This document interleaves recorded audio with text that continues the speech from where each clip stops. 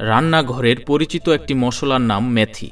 ছোট ছোট কিছুটা হলদে রঙের এই বীজ শুধু খাবারের স্বাদ ও গন্ধ বাড়াতেই নয়, বহুদিন ধরেই বিভিন্ন সংস্কৃতিতে ঐতিহ্যবাহী ভেষজ হিসাবে ব্যবহৃত হয়ে আসছে। বিশেষ করে রক্তে শর্করা নিয়ন্ত্রণ, হজমের সমস্যা এবং নানা স্বাস্থ্যগত কারণে মেথি খাওয়ার প্রচলন রয়েছে। তবে মেথি কি সত্যিই এত উপকারী? কতটুকু খাওয়া উচিত? আর কারাই বা খাবেন? মেথি মূলত মশলা ও ভেষজ উদ্ভিদ হিসাবে ব্যবহৃত হয়ে আসছে। এর বীজের স্বাদ ও গন্ধ কিছুটা মিষ্টি ধরনের এবং অনেকটা ম্যাপল সিরাপের মতো ঘ্রাণ পাওয়া যায়। বাংলাদেশ সহ দক্ষিণ এশিয়ার বিভিন্ন দেশে মেথি রান্নার মশলা হিসাবে ব্যবহৃত হয়ে আসছে। আবার কেউ কেউ মেথির বীজ ভিজিয়ে গুঁড়ো করে কিংবা চায়ের মতো পান করে থাকেন। মেথির অন্যতম আলোচিত ব্যবহার হলো রক্তে শর্করা নিয়ন্ত্রণে সহায়ক হিসাবে কাজ করে। বিভিন্ন গবেষণায় দেখা গেছে মেথি খাওয়ার ফলে টাইপ 2 ডায়াবেটিক্স, রক্তে শর্করা ও HbA1c কিছুটা কমাতে পারে। সাম্প্রতিক কয়েকটি গবেষণার সমন্বিত বিশ্লেষণেও এমন সম্ভাব্য উপকারের কথা উঠে এসেছে। তবে গুরুত্বপূর্ণ বিষয় হলো সব গবেষণার মান সমান নয়। তাই মেথিকে ডায়াবেটিক্সের ওষুধের বিকল্প হিসাবে ব্যবহার করা যাবে না, বরং চিকিৎসকের পরামর্শ অনুযায়ী ঔষধ, খাদ্যাভ্যাস ও নিয়মিত ব্যায়ামের পাশাপাশি কোনো কোনো ক্ষেত্রে এটি সহায়ক হতে পারে।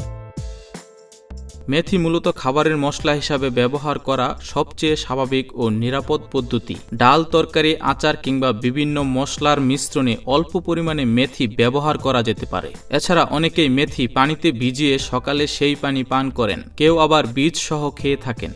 তবে মেথি খাওয়ার ক্ষেত্রে একটি বিষয় মনে রাখা জরুরি: বেশি খেলেই বেশি উপকার হবে এমন কোনো বৈজ্ঞানিক প্রমাণ নেই। সাধারণত খাবারের মশলা হিসাবে মেথি ব্যবহার করা হলে আলাদা করে নির্দিষ্ট চিকিৎসামূলক ভেষজের প্রয়োজন হয় না। আর যদি মেথিকে খাদ্য পরিপূরক বা নিয়মিত বেশি পরিমাণে খাওয়ার কথা ভাবেন, তাহলে নিজের ইচ্ছামতো বড় ডোজ নেওয়া উচিত নয়। কারণ গবেষণায় মেথির বিভিন্ন রূপ ও বিভিন্ন মাত্রা ব্যবহার করা হয়েছে এবং সবার জন্য একটি নির্দিষ্ট দৈনিক ডোজ এখনও প্রতিষ্ঠিত নয়।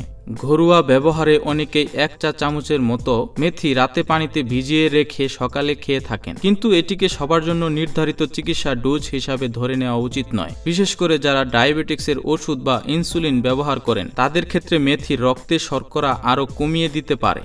ফলে অতিরিক্ত মেথি খেলে অন্য কোনো ঝুঁকি তৈরি হতে পারে। তাই ডায়াবেটিক্সের রোগী নিয়মিত মেথি খাওয়া শুরু করার আগে চিকিৎসক বা নিবন্ধিত পুষ্টিবিদের পরামর্শ নেওয়াই নিরাপদ।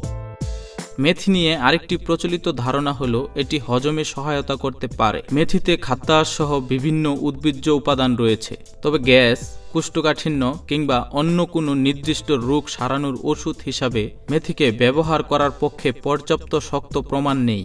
বরং বেশি পরিমাণে মেথি খেলে কারো কারো ডায়রিয়া, বমিভাব, পেটের অস্বস্তি ও গ্যাসের সমস্যা হতে পারে। এবার আসা যাক কারা মেথি খাবেন না বা বিশেষ সতর্ক থাকবেন। গর্ভবতী নারীদের ক্ষেত্রে খাবারে ব্যবহৃত স্বাভাবিক পরিমাণের চেয়ে বেশি মেথি গ্রহণ করা উচিত নয়। গবেষণায় গর্ভাবস্থায় বেশি পরিমাণে মেথি খেলে ব্রণের ক্ষতির সম্ভাবনার কথা উঠে এসেছে। স্তন্যদানকারী মায়েদের ক্ষেত্রেও বেশি মাত্রা মেথির ব্যবহার নিরাপত্তা সম্পর্কে পর্যাপ্ত তথ্য নেই। শিশুদের ক্ষেত্রেও খাবারের স্বাভাবিক পরিমাণের বাইরে বেশি পরিমাণ মেথি দেওয়া উচিত নয়। যারা নিয়মিত ওষুধ খান তাদেরকেও সতর্ক থাকা জরুরি। বিশেষ করে ডায়াবেটিক্সের ওষুধ গ্রহণকারীদের ক্ষেত্রে মেথি রক্তে শর্করা কমানোর প্রভাব বাড়িয়ে দিতে পারে। এছাড়া মেথিতে কারো কারো অ্যালার্জিক প্রতিক্রিয়াও হতে পারে। তাই মেথিকে সম্পূর্ণ নির্দোষ ভেষজ মনে করা ও বেশি পরিমাণে খাওয়া উচিত নয়। মেথি খেতে চাইলে সবচেয়ে নিরাপদ পদ্ধতি হলো প্রথমে খাবারের স্বাভাবিক মশলা হিসাবে অল্প পরিমাণে ব্যবহার করা। প্রাকৃতিক হলেই যে সব ভেষজ এবং মশলা নিরাপদ হবে এমনটা নয়। পরিশেষে বলা যায় যে মেথি হতে পারে আমাদের প্রতিদিনের খাবারের একটি উপকারী উপাদান, তবে উপকার পাওয়ার আশায় অতিরিক্ত গ্রহণ করা ঠিক হবে না। স্বাস্থ্য ভালো রাখতে কোনো একটি মশলা বা ভেষজের উপর নির্ভর না করে সুষম খাবার, নিয়মিত শরীরচর্চা, পরিশ্রম এবং প্রয়োজনে চিকিৎসকের পরামর্শই হতে পারে সবচেয়ে নিরাপদ। রানা শিকদার, সুখবর।